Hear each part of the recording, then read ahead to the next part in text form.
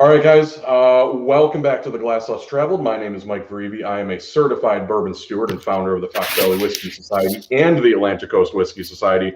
We're going to explore and introduce you guys to America's craft distilleries, microbreweries, industry insiders, and professional imbibers to give you guys the inside scoop on the things you need to be drinking. Don't forget, if you're watching on YouTube, to click like and subscribe. We're going to come back with season 2 for this for probably every month or so, versus every week, because that got exhausting. So we're back tonight with episode 1 of season 2 with Tattersall Distilling co-founder Dan Oskey. Dan, welcome to the show. Thanks for coming on and joining us. Yeah, thanks for having me. And we've also got one of our Patreon members, one of our longtime supporters, John Whitaker. John was randomly chosen from our Patreon subscribers to be the co-host for tonight's episode. So welcome, John. Thank you for being here as well. Guys, how are you guys doing this evening? We're in different time zones, but yeah, I'm doing great. I feel like I'm done with my day, so yeah. this is happy hour. I finished my day like 4 hours ago. Yeah. So we've got an icebreaker question, just so we can kind of feel good going into this little interview. So here's the icebreaker, and I'm going to have both you guys answer this, and I'll answer it too. I can't really think of anything, but what is the most embarrassing thing you have ever done? Dan, we'll start with you. Most embarrassing thing I've ever done. I'm going to keep this one industry related. It was one of the most embarrassing things that ended up helping me in my career, but I lied on an application to get a job in Cape Cod when I was in college, and got a job at literally the nicest resort in like the nation. Oh. And when I showed up, it took about all of a half a shift for them to be like, dude, you have no idea what you're doing. My manager gave me one of those giant serving trays and put like weights on each side, and he marched me up and down the kitchen. It was this long kitchen that had like, the vent kitchen and all that in there. And so there's a bunch of French chefs there, and he's walking behind me with a stick, and he's hitting it. And he's like, on your left, on your right. Cause he's like, you clearly don't even know how to hold a tray properly.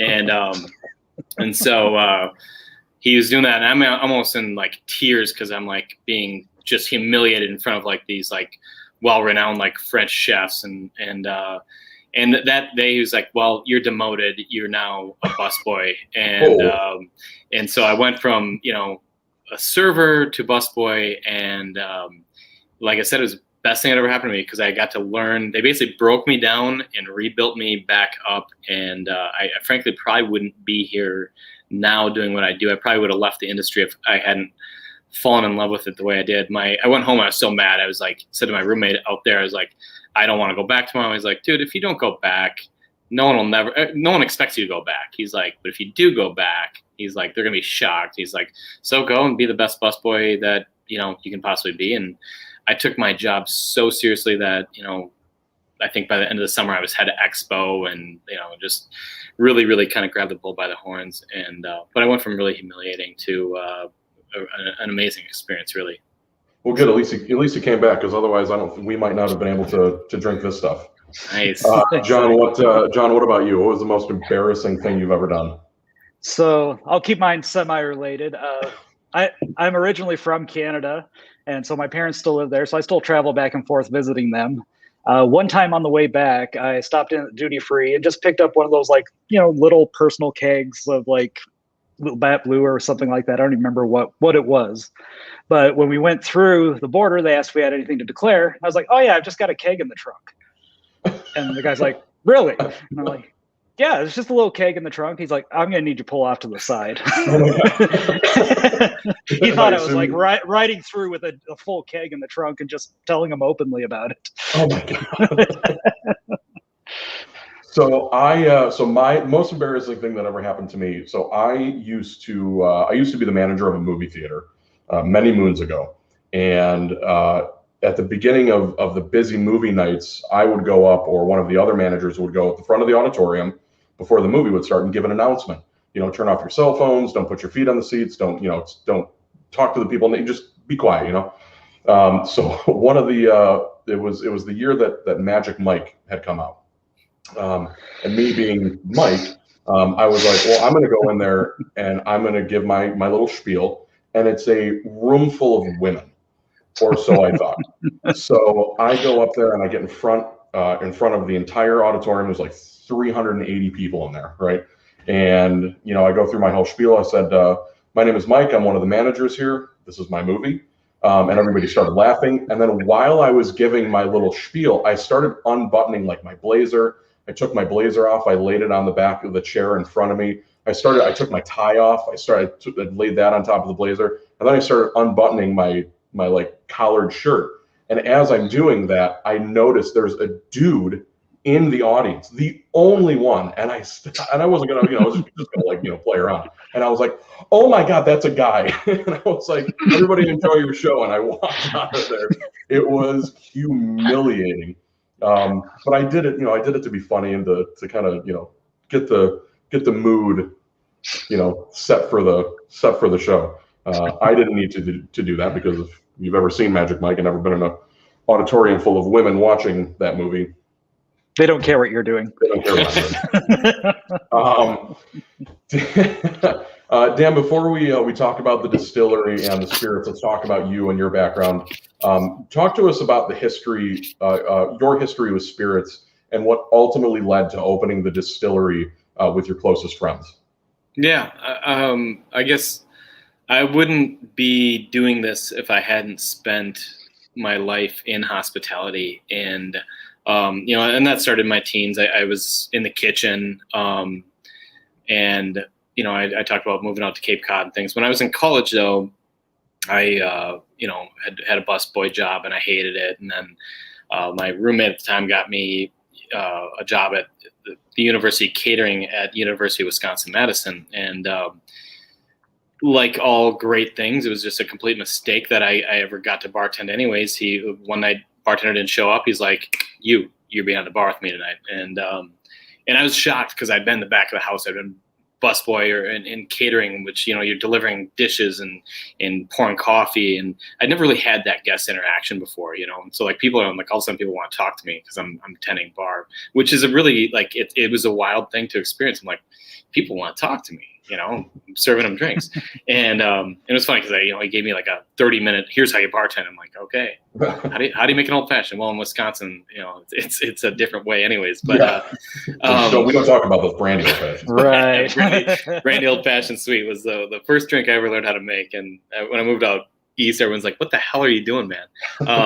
But anyways. I bartended forever, and I moved out east. I moved back here, and there was a restaurant I started working at in 2007 called the Strip Club Meat and Fish. It was a restaurant based around New York Strip. It was very farm to table. Omnivore's Dilemma, the book, had just come out, so it was very like we need to know our farmers. We need to do everything very I don't know, sustainably, but also like very respectfully, respecting the animals and animal husbandry and things like that. And so, anyways, I saw what JD, the chef there, was doing with the kitchen, and I want to do the same thing at the bar. I'm like, well, I want to make everything behind the bar.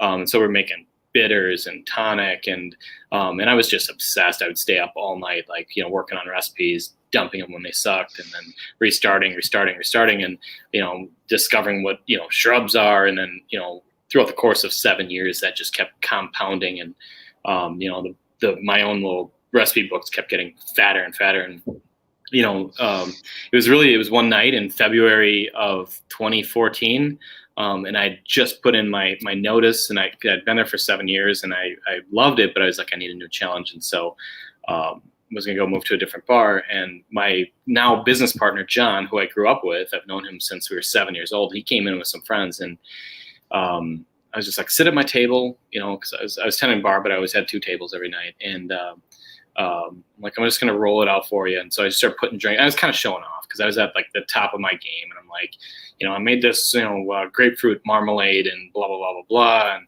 so I'm putting these really cool cocktails in front of him.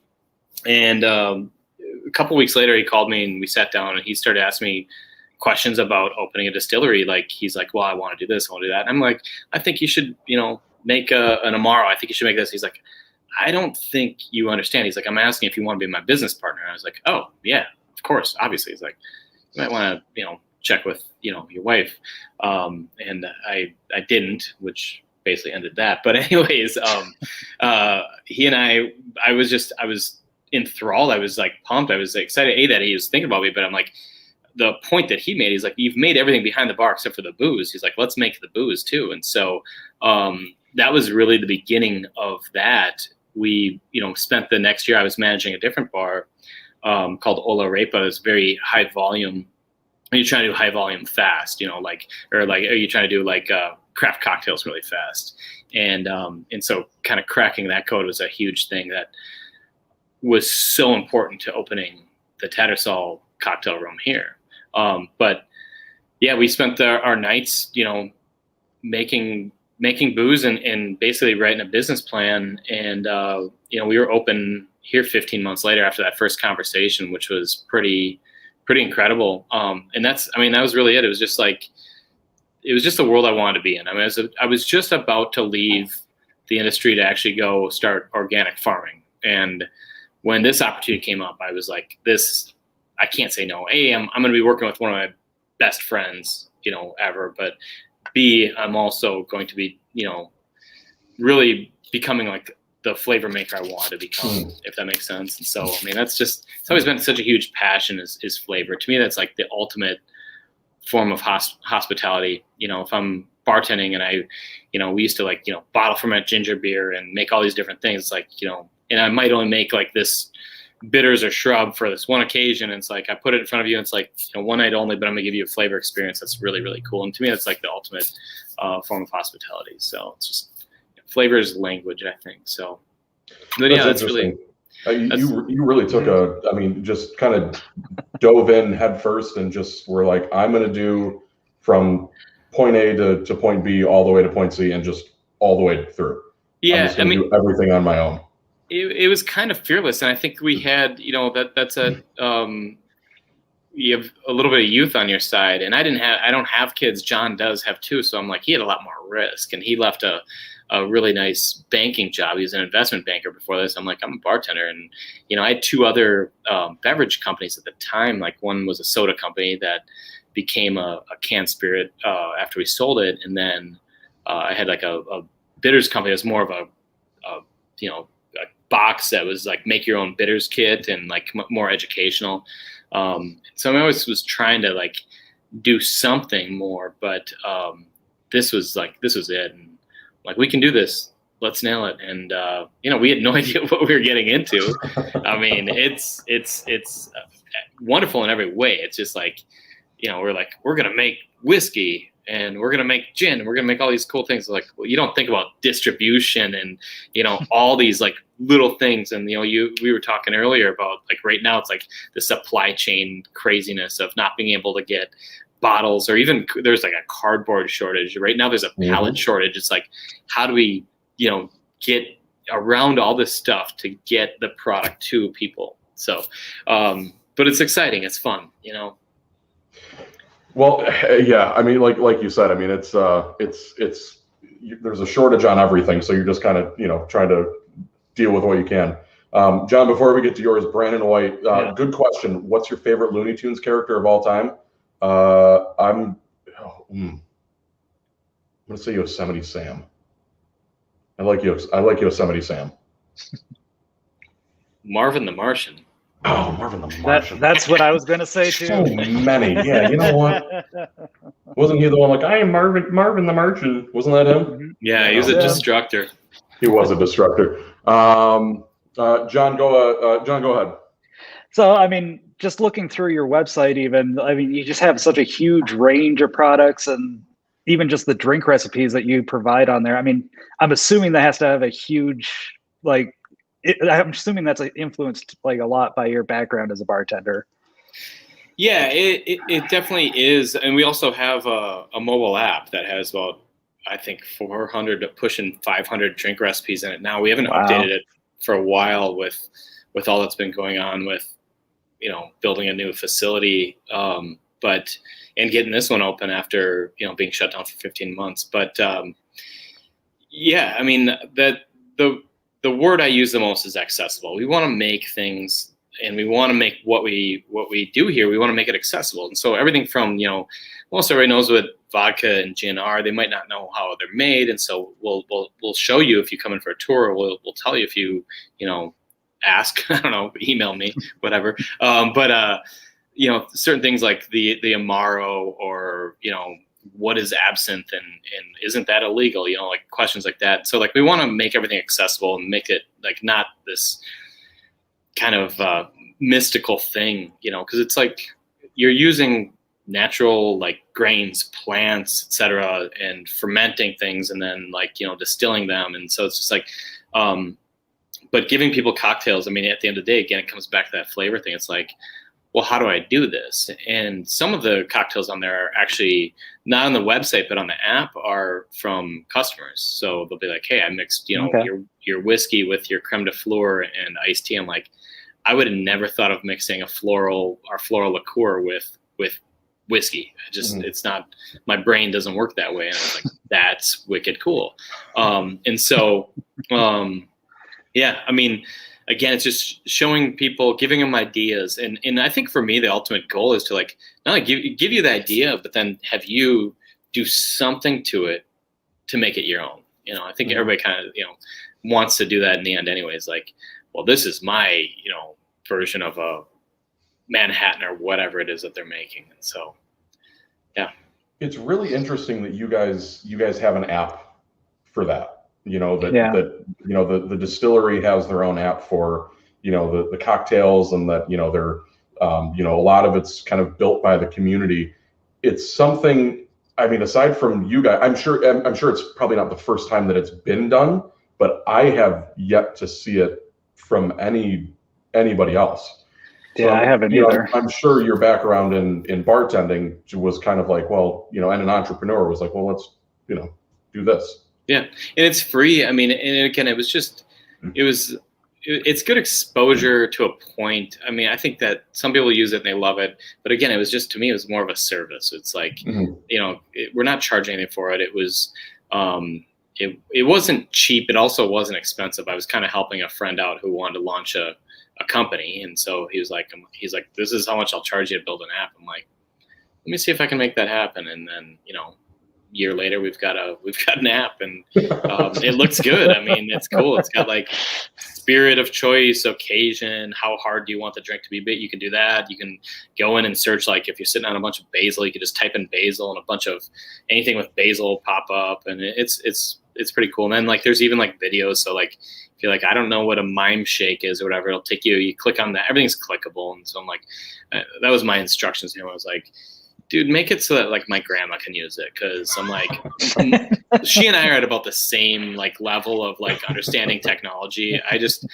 I'm not on Facebook personally. I don't really understand technology. It's just not something that really has ever clicked for me. I mean, I get excited when I heard yesterday they're relaunching the Atari 2600, and I'm like, now we're talking. Yeah.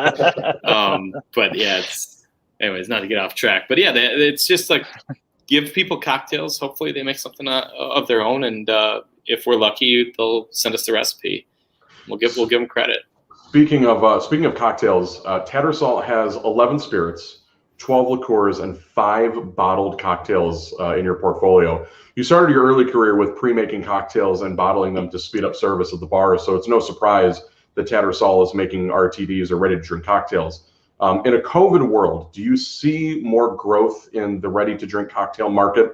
And is that something that you guys are going to be looking into with your new location in Wisconsin?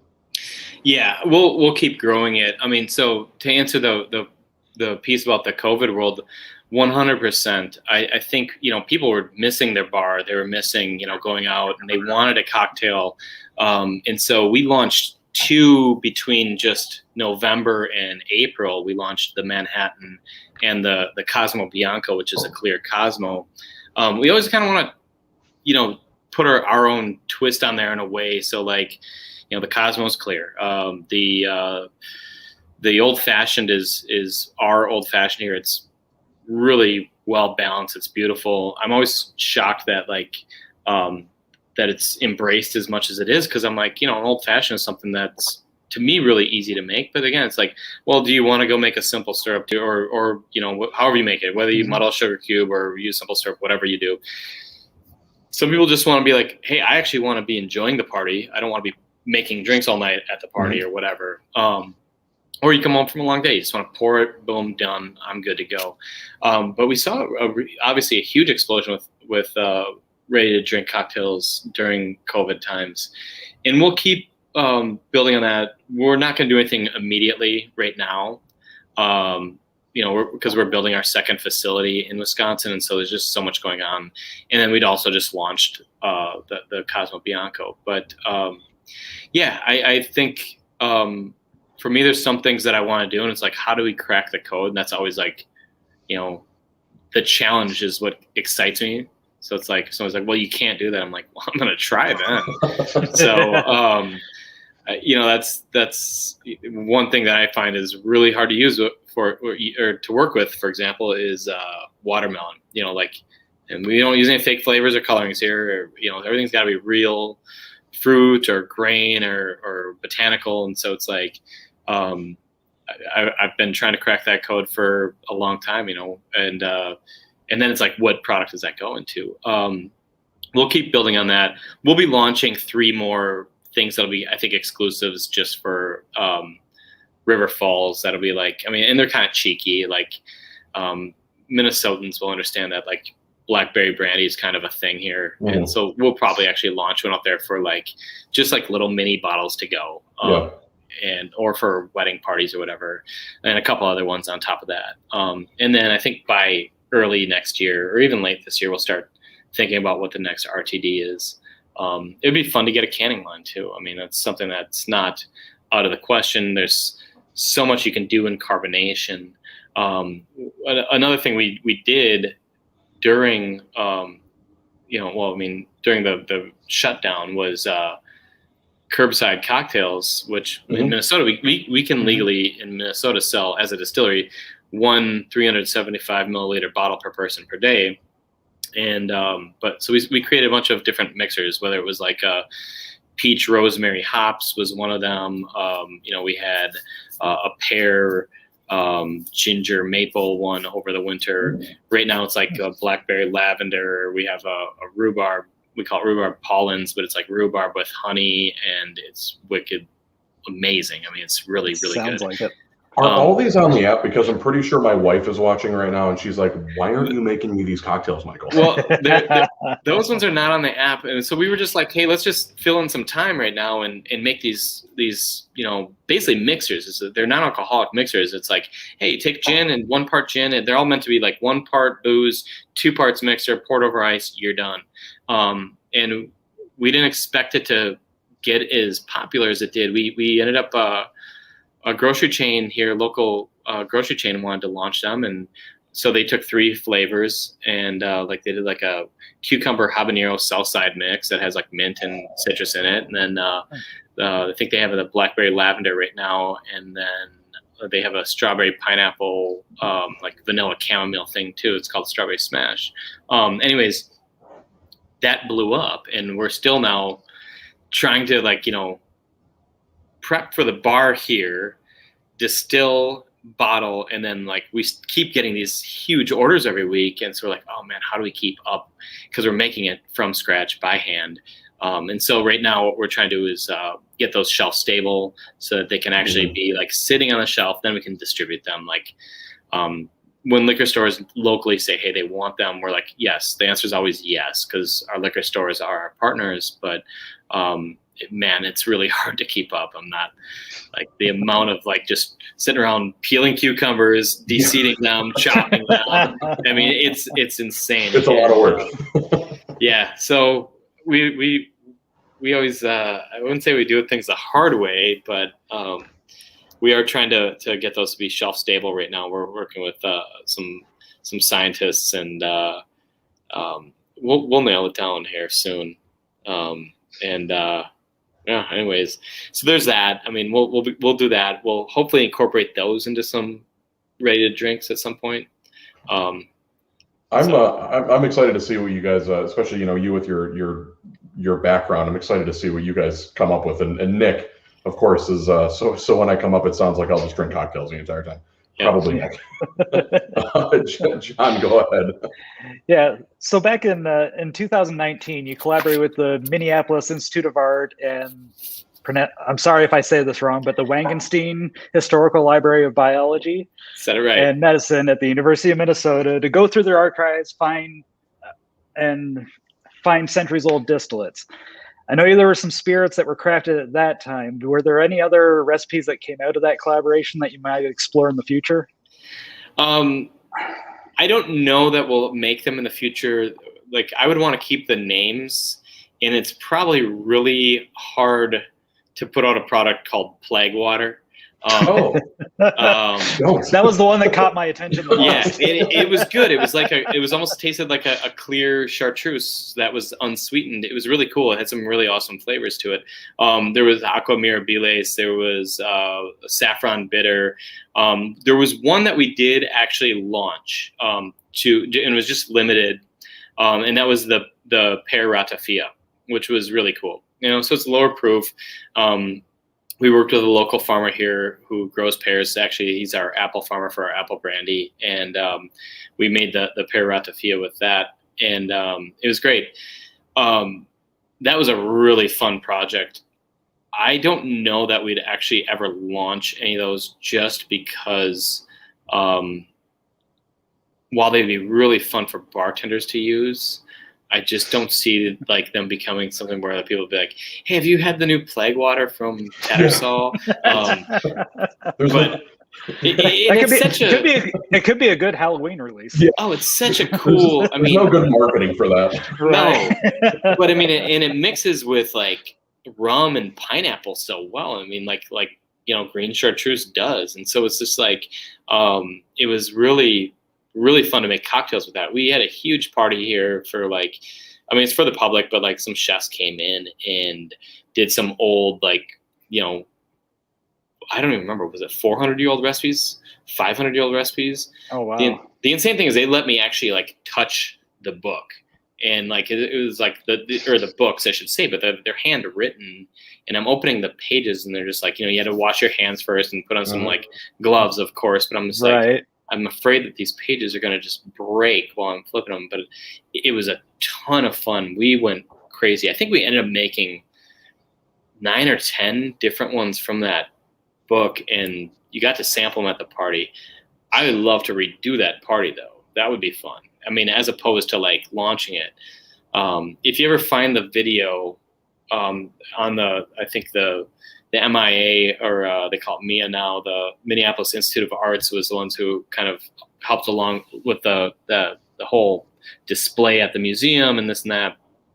There's a video, and you'll see it's just, I was a hand model. I got to wear like those ruffled shirt for it, and the staff got a kick out of it because they're just like, dude, you look so stupid dressed like a person from the 1600s or whatever. And I'm like, why do I have to wear all this? Because they're really only filming my hands. I don't get it. But I think it's just, I think my business partner definitely put them up to it because everybody got a good laugh at me. But those are my hands in the video. That's my claim to fame in this world. But yeah, I doubt we'll ever launch any of those. But I'm not gonna say no. We learned a lot. Right. Maybe we take some of those lessons and apply it to another product possibly. So. That sounds super, super interesting. I know that, a lot of these distilleries, we work with Journeyman Distillery in Michigan, for different projects. And, they work with the Field Museum in Chicago with their field gin, using different botanicals from some of their exhibits and, from days past.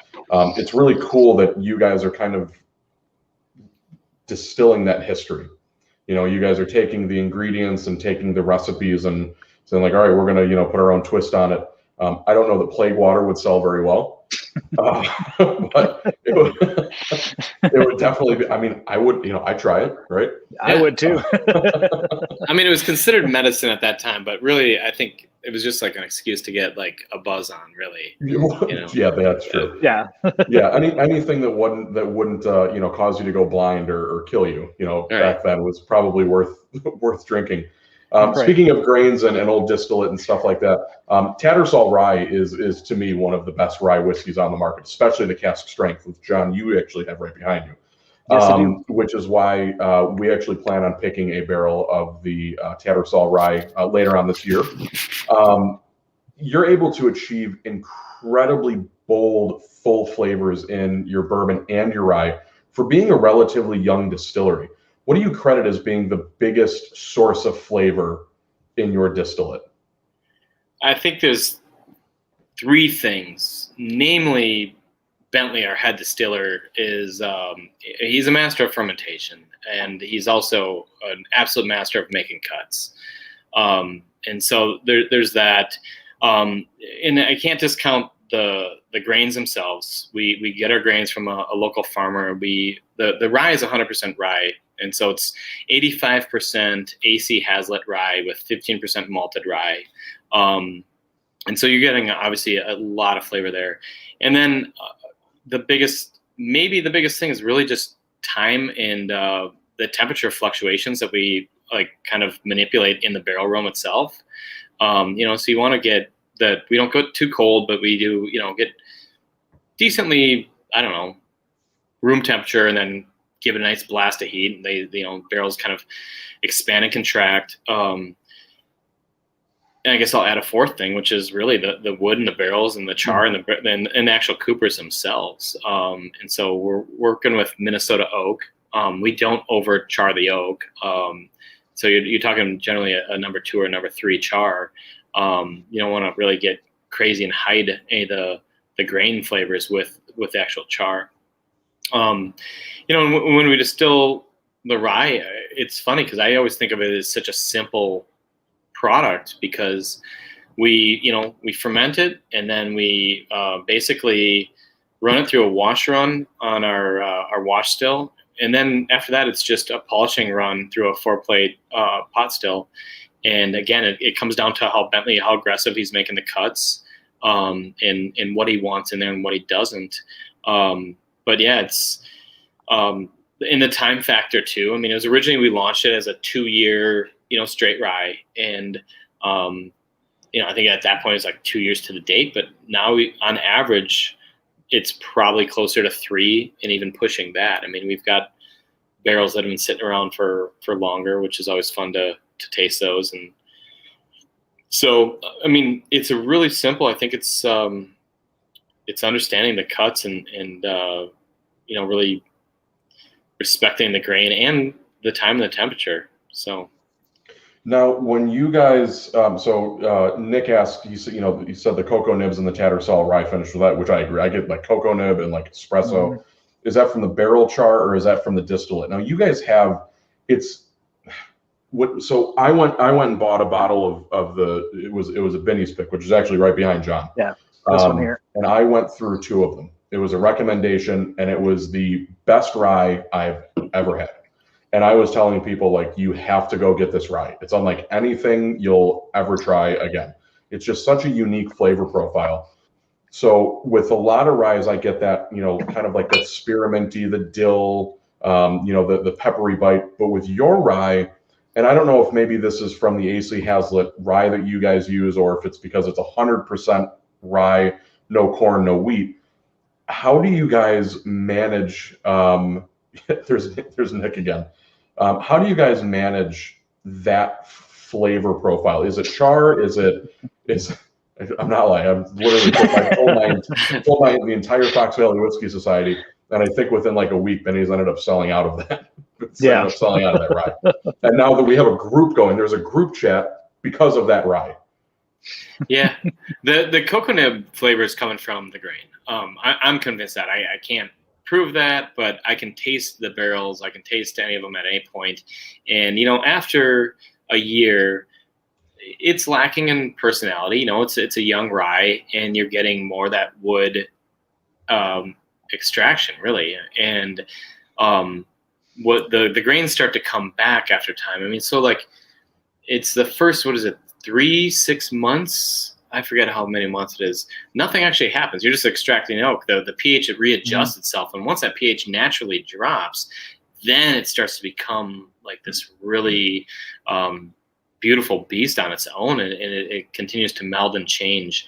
I have some theories about the amount of oxygen that, because you look at all things equal, you'd think that every barrel should taste exactly the same. It's, from a batch, right? If I'm putting in one single batch, let's say we put together a 250-gallon batch and we fill up 5 barrels, and then we just let them sit. After 5 years, you get 5 different things, Mm-hmm. and what you drink in when you see just a regular Tattersall straight rye, or really any distillery out there, is really kind of that average, because you're blending it all together. When you get a single barrel, you get some different characteristics. The char, well, I mean, they're the same, I guess. Maybe one came off a second later than another one, but I have a theory about the amount of oxygen that's able to get in through there. I remember saying to one, and this is me kind of like, I wasn't trying to be like pompous at all. I was like, let's play a game. And so I had a group in here one time going through 4 barrels, and I didn't know where they come from, because I walked into the tasting late. I was like, can I guess where these came from? I'm like, because I want to test my theory. And I just kind of saw how much bleeding each barrel had done, if there had been any seepage at all.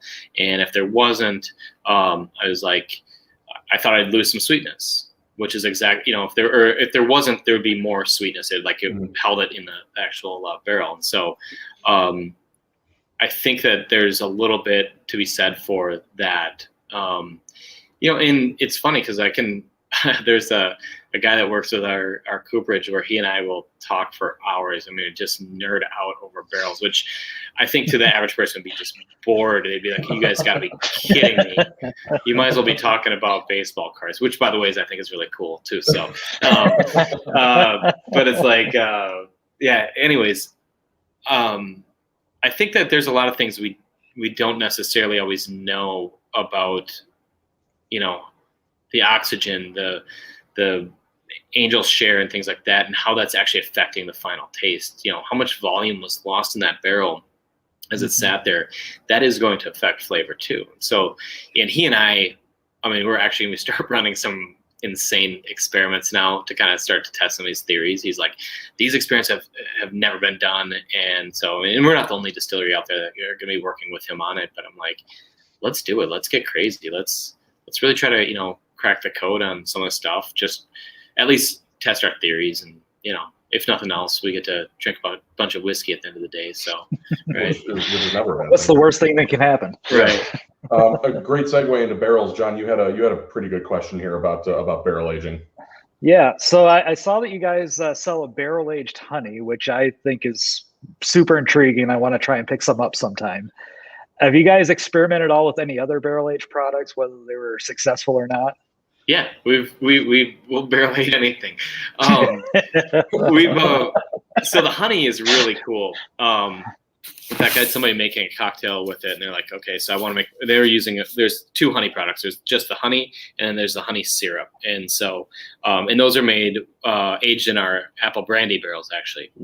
And so they really have a cool floral like fruitiness to them, which I never noticed just having them on their own. But when you mix it in a cocktail, it just sings. I mean, it just pops. You can't miss it. And so the apple brandy, I think that's the only thing we age in apple brandy barrels. And then we've done a barrel aged soy sauce that's been sitting in our distillery for 4 years. It is the most funky looking barrel because that salt dries the barrel out. It's got like these long like stalactites hanging from it so it's thick now. It tastes like chocolate syrup. It's a salty chocolate syrup. It's so good. And I don't know why we haven't done more of that because I don't know why we haven't bottled it yet. I think we're waiting for Wisconsin to open and we're gonna offer it there. But and we did. We've worked with some coffee spots in town where they actually, and we don't do anything there. We just give them the barrel. They'll age their coffee beans in there, and then we'll be launching our bourbon barrel aged. We use the wheated bourbon barrels, and we'll do the wheated bourbon barrel aged maple syrup here probably in the next month or two. Oh, so now will you then take that barrel Oh, we'll do something with it. Yeah, you will. I mean, Yeah. Yeah, you will. to I was me, wondering the same thing. the obvious answer to me is rum, but when you get like a group of us sitting around, you never know. Like sometimes I'm like, well, it should be rum, and somebody else will say something like, oh my god, that's genius. Let's do that instead. So, I don't know that we've actually discussed that yet. That's gonna be a fun question to ask. So, If you age a bourbon or a rye in those like a maple secondary, syrup, yeah. I'm first in line for that. All That's right, my well, favorite way to Same. finish. It's my There we favorite go, way maybe- to finish bourbon. maybe we should do a rye or a bourbon in there. That'd be If you do the rye, finished in Oh a my maple gosh. syrup cask at cask strength, my face would explode. okay. I mean, that would be that. Like, there's like nothing that you could do that would even be better than that. I told you. Nick, I told you I'd take a note during this Yeah, or yeah, several. just write it down. Yeah. Yeah. Nick wants to know if you guys have ever worked with Peace Coffee at all. Do you guys work with any coffee roasters or any We work with. local businesses? We've never worked with Peace. We've worked with primarily Up Coffee Roasters. They're up in Northeast as well, and they're awesome. And then they bring us free coffee, so that's like really cool. And I feel like there's another coffee shop out there. A lot of times I don't even know. Like one of my sales guys is like loves coffee, and so he'll just be like what's this? He's like, they barrel aged beans in there. I'm like, that's crazy. You didn't tell me. You took a barrel. Up Coffee Roasters. We've never worked with Peace. We've worked with Up, and I'm sure there's another one or two that I'm forgetting, and I apologize to anyone in the coffee world that I'm missing if we have. But I drink coffee religiously, but it's more for just the caffeine, not so much. Yeah, I was going to say, if you're working the hours that you work, I would imagine Yeah. you probably your coffee is your primary fuel. Yeah. Mark Augustin, hey Mark, he's wants to know, is Tattersall working on any experimental and/or limited edition barrels? And have you thought of doing a coffee finished bourbon in collaboration with those? That's a great. I'm going to make another note. Make another note. Yeah, we've never gotten a coffee barrel back, actually, so I don't know what happens to those. I'll find out the next time we do it. That's a great idea. We are doing some limited edition. You'll see one either at the end of this year or the beginning of next year. It was a 2-year rye that then went into both ruby and tawny port barrels. And it'll be at 4 years. It turns 4 years old in August. Oh. And we'll launch it then. We're going to blend the tawny and the ruby together because it's really cool. You get kind of course, like that nutty thing from the tawny, and then the ruby gives it a little bit of, I wouldn't even call it fruit. It definitely gives it some color, and it's a little bit less pronounced of that nuttiness. But the port barrel aged rye will be out this year. We've got some... So we age our, I don't know when we're going to launch this, if we're going to launch this. We age our bitter orange liqueur, which is kind of like a less sweet Campari. And I'm not knocking Campari. I love Campari. But it's our kind of way for us to make Negronis and Boulevardiers and things like that. One of my favorite products. But we threw some rye in a couple bitter orange barrels. So we'll see what happens there. I think that was kind of based off of the somebody was aging some rye in some orange wine barrels in Spain, and we're like, that sounds cool, but we don't have orange wine barrels, so let's just do bitter orange barrels.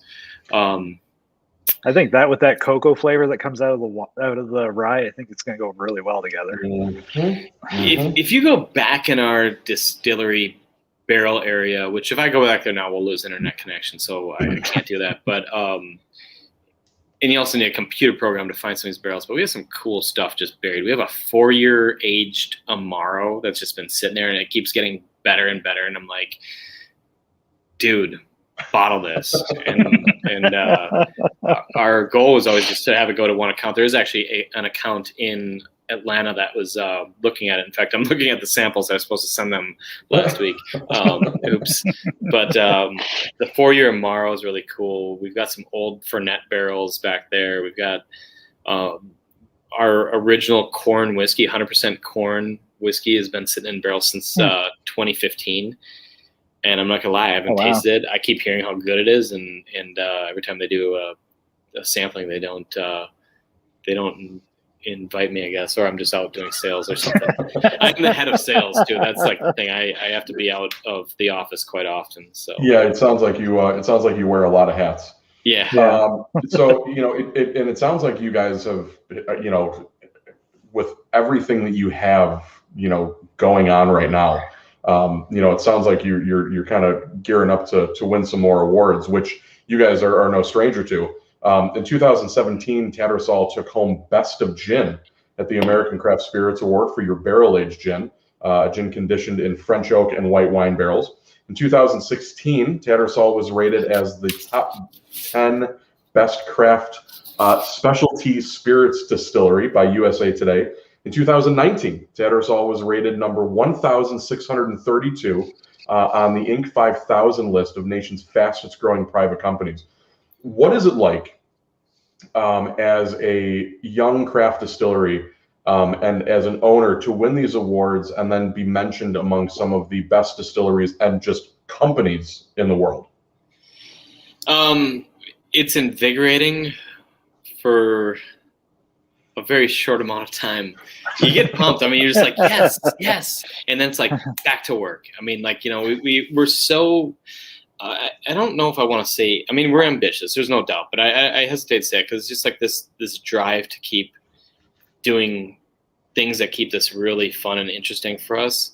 And so we're always like, we kind of move pretty quickly past those things. I mean, as dumb as it sounds, like I would rather, I mean, it's more exciting to me to run into somebody who's super excited about our gin at like a in-store tasting at a liquor store and have a conversation about, oh, this is my daughter's favorite gin and she lives in California. I have to illegally send her bottles. I get excited about that. I'm like, yeah. I love that side of it. The real personal conversations. That's what excites me more.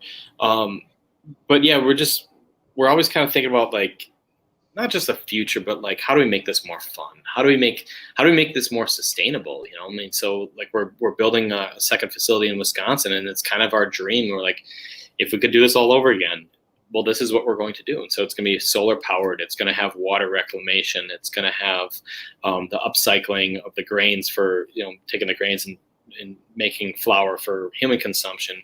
There's going to be, obviously, some of the grains will go become animal feed that might, we were talking to a bison farmer. He's like, I'll feed my bison your rye grain and you can serve it on your menu. I was like, cool. I mean, like, but so we're always just kind of trying to do it better, more responsibly. Right now we're just like trying to find bottles and trying to find pallets and trying to find cardboard. But I mean, it's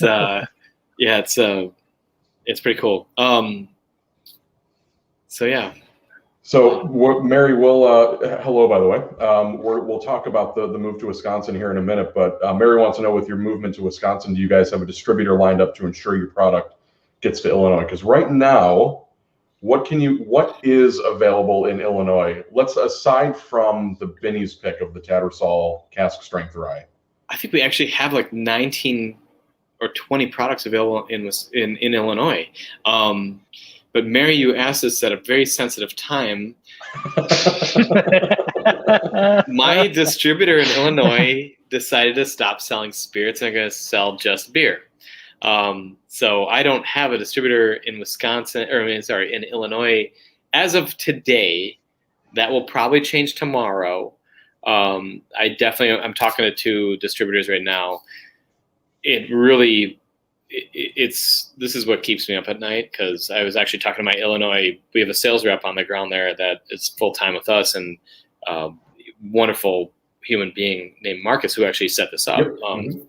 But Marcus is like, dude, we don't have a distributor. I mean, it's been a few weeks now, and I'm like, I know, we're working on it. I'm like, trust me. I'm like, this is like my life right now. I'm trying to make the right choice too, though. Not just a choice, but the right choice. Right. And so we'll have something lined up here very quickly. I don't know if we'll have as many products available, but a lot of the products were hard to find in the liquor stores anyway. I think Whole Foods probably has the most variety of things, like the liqueurs and things like that, like the sour cherry liqueur, the creme de fleur, the in terms of spirits, the gin, the barrel aged gin. But Mary, I'm on that. I will get a distributor, the paper signed ASAP. Let me make another note. And South Carolina too, please. South Carolina is a lot easier than North Carolina. Well, North Carolina is a control state. South Carolina is interesting because in order for a restaurant or a bar to get liquor, they actually have to go to the liquor store.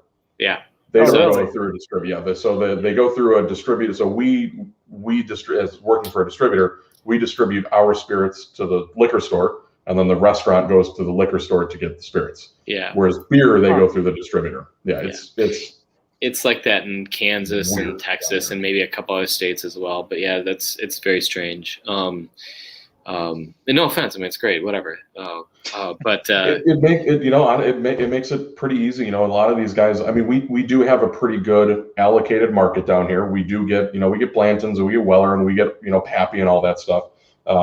Problem is, and it does go to the liquor store, but the problem is that it goes directly to from the liquor store to the restaurant, and the consumer doesn't actually get to get any of that stuff, like me. Yeah. So I'm forced to get shipments of olive oil from anybody that I can in order to keep my collection satisfied. Oh, the old olive oil. There's so much olive oil that gets sent through FedEx these days. John, go ahead with your question. Yeah, so I mean, on the topic of distribution, a few years ago, you guys opened a cocktail room at MSP. Did you find that after doing that, you able to reach a wider audience, and has that helped you find any opportunities for distribution through that? I'm only hesitating because the Minneapolis MSP airport was only open for about 6 months before it was shut down, and still currently shut down. So it was a long time coming. They worked, the construction, all that took forever. And because they were doing building a hotel, and all this stuff was going on there. And so that was going to be connected to the airport. And so that didn't open until about 6 months before the shutdown. So it's still not open right now.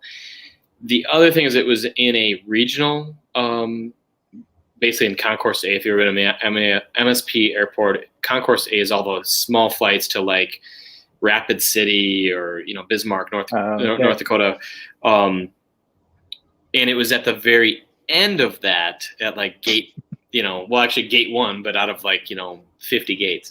And that said, it was pretty popular. There had been a place called Skull Bar there beforehand, and it was pretty, it was not busy. And when our spot opened up there, and we don't own it, the airport. Dang, who owns that now? Anyways, doesn't matter.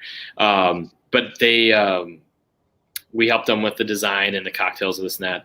It was doing really well. I mean, it was doing great. And so the exposure was great. And I'll be honest, I love to reach that audience that's I fly into Bismarck. I might live even, 20 miles or a couple hours outside of Bismarck. I love to reach that audience. And so, it was a great thing. It will open up again because of where it's located in the airport. I'm assuming they're going to fill all the Concourse F, which is right in the center, and all that stuff first, and then kind of start to go out into the outer reaches of the airport. And once that happens, I do have an app on my computer that gave me access to that allows me to just change the music anytime I want. I can Oh just my be like, God. oh yeah. And I'm like, why did you guys? I've never done it, but I'm just like, you know what? You're listening to Paula Abdul now. Yeah, right. You're gonna listen to Good. some insane clown posse today. That's what you're Right. gonna listen to. ICP. Yeah, that's but that'll, I mean, hopefully very soon here, as airports, I mean, are getting busy again. So hopefully we'll see them open again and having guests in the bar. And yeah, it'll be a good thing again. So Yeah, it seems like a really good opportunity. it's a great opportunity. Yeah. We've been talking about the Wisconsin move. With Tattersall's move east, since opening in 2015, Tattersall has made waves in the industry and grown by leaps and bounds in the years since. Now you need a new 75,000 square foot space located just over the border in Wisconsin. But that's not just for production reasons. Talk to us about the restrictions placed on Tattersall in Minnesota and why moving to Wisconsin was a necessity for Tattersall's growth, and if the move opens up new opportunities for you guys at Tattersall. Yeah, the move, we've known this was going to happen at some point for quite some time if legislation in Minnesota didn't change. So, I mean, the past 3 years, and I'm going to credit my business partner, John, on this because he's worked very hard and very closely with the legislators, the lobbyists, the Minnesota Distillers Guild, just everybody trying to get the laws changed. Right now in Minnesota, the law says that I can make 40,000 proof gallons a year, after which point I can keep producing, but I can't have a cocktail room. And we like that guest interaction. So that's why we've been trying to change that law for 3 years. And and the bottle sales was a part of that too. They're like, we're like, if we make over 40,000 proof gallons, like we'll give up the bottle sales. We don't care about that. Like, I don't need to sell a little mini bottle directly to a customer. I can tell you to go to one of, 5 liquor stores that are nearby, that again are great partners of mine. And so we're like, we'll give something for sure, but like, we want to continue to, generate tax revenue for you. Minnesota is just a little slow to change things. I'm from here. I'm born and raised, and I love it here. The blue laws are never really surprised me because they're kind of normal. It was normal for my first, 39 years on the planet that liquor stores weren't open on Sundays, and everybody just drove to Wisconsin if they needed booze on Sundays. And I was always like, well, why don't you just plan ahead, But liquor stores are now open on Sundays with limited hours. And anyway, the state did not change their laws, and we don't see it happening in time. And we're approaching that threshold very quickly. Like, we'll hit it this year. And so over the course of the past years too, we've said no to a lot of contract bottling, like people that are like trying to get up off the ground and start their own thing. They want us to bottle, and well, I'd love to say yes. I'm like, well, that will end up being a dock against us, and we can't do that because if I, bottle, let's say 2,000 gallons a year spirit, that's gonna end up, working against us in the long run. So Wisconsin does not have a proof gallon limit, and so we always knew it was going to happen. I think we were both a little, I don't know, maybe I don't want to speak for John. I was a little afraid to be like, oh, we're going to do a bottling facility over in Wisconsin and then have to ship, bottle it there and then ship it back and whatever. And we're like, we were talking to a bunch of different cities and states about this for a while now. And I think we saw the River Falls facility in September of last year. And it was funny because we both roll up. He's with his wife. I'm with my girlfriend, and it's an old Shopco. And it's been abandoned for 2 years. And we got to go inside, and there's still cash registers and all the they basically left everything except for the merchandise on the shelves. The shelves are still there. There was actually a Nintendo Switch that I think one of the construction workers took. That you'd have to take the whole display though if you wanted to take it home. And I was like.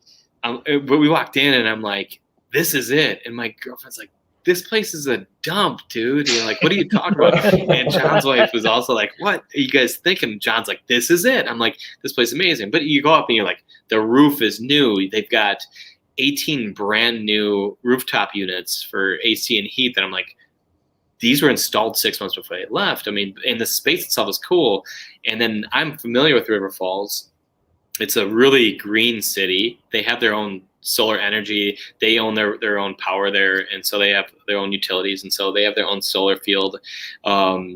It's on the Kinnickinnick River, which is a world-class trout fly fishing stream, mountain biking hill, which is right next to the distillery. So they're going to extend the path right down to us. We're going to build a bike, station there for people to fix their bikes and things like that and get water or whatever.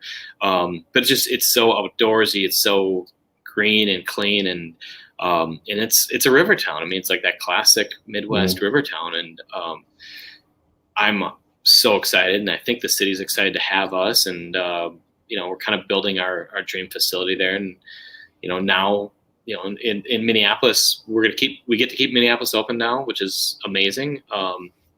And we're going to go out there and we're going to put a restaurant in. We're going to have the outdoor amphitheater, and there's a private room it's like in a barrel room, which is cool. I mean, it's like this long, table.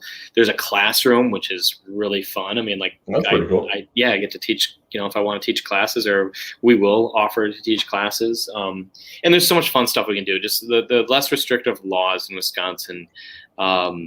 There's stuff we can do. Like, I'm not limited to one 375 milliliter bottle per person per day. Because we have a, 400 person, event center, like weddings or whatever, like we can create different products that are just for wedding packages or whatever. And so working with a really amazing hospitality group that's helped us with the design and thinking through everything. One of the guys helped design Safeco Stadium out in Seattle years ago, and has done a lot of that. So he's he put in a shop there, and I'm like, we need a 6,000 square foot shop. He's like, absolutely. He's like, because we're gonna do this, and this. I'm like, oh, this is gonna be so fun. That's why we're like maple syrup, this, that. It's let's keep creating things and upcycling everything. And so no doubt we're having fun with it. The crazy thing is, we were talking today, and somebody's like, well, if we're really going to open in September, I'm like, oh my God, there's so much to do. It's coming up quick, man. I already said we we're going to do all these things. So we have to do them, but this means less sleep and more work. I don't know. Yeah. And more note taking. Yeah. More note taking. More note taking. We're up on our hour. So as anybody who is familiar with the show knows, I send the questions to you beforehand. So that you can kind of prepare and know what we're going to ask. But there's always one that I leave off. Sometimes it's a very serious question. Sometimes it's really stupid. I think one time I asked, if you were a potato, how would you like to be cooked? I want to know though. Yeah, mashed potato. If I'm a mashed potato guy, I want to know. So I thought of two questions, but this one is really intriguing me. Tattersall is John. If you can hold up the bottle behind you. Yeah. The Tattersall bottle behind you. So Tattersall is the name of that pattern. What made you think of that? Why were you and your partners just together one day and you're like, that's a cool name, or is there some kind of meaning behind it? There's meaning behind it. The Tattersall pattern, we wanted a pattern. We knew we wanted a pattern. We knew initially we were going to have 10 products. We're going to have 10 products. I'm thinking about the rail at the bar here. I'm like, I don't want people to get confused. So I'm like, if we can color code it, that was kind of where we're like, oh, let's do a pattern. Well, Madros doesn't sound too cool. Houndstooth sounds really cool, but that was already a distillery in France that made apparently a really not very popular gin. But we the Tattersall pattern though was a few things. I mean, I think it was John's wife was a huge part and is a huge part of this company. And she, when we were like talking through the pattern thing, she's like, well, I mean, Tattersall, she's like, it's the two colors crossed on a white or cream background. She's like, your backgrounds are different. John's in the banking world, you're in the hospitality world. She's like, this just kind of makes sense. It's like the convergence of your two backgrounds. I'm like, that's cool. And I was like, I hate the name though.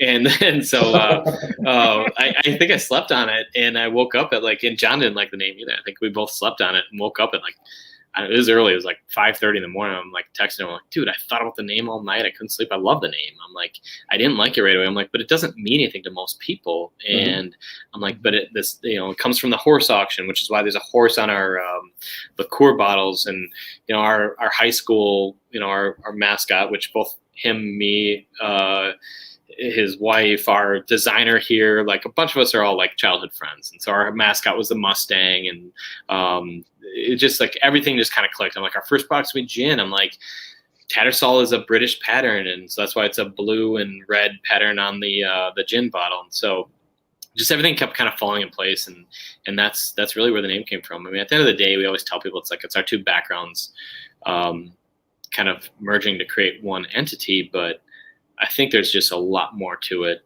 I mean, at least it just makes sense in my mind with, maybe not the high school mascot thing, but I've never been back to my high school since I graduated. I probably never will go, but same.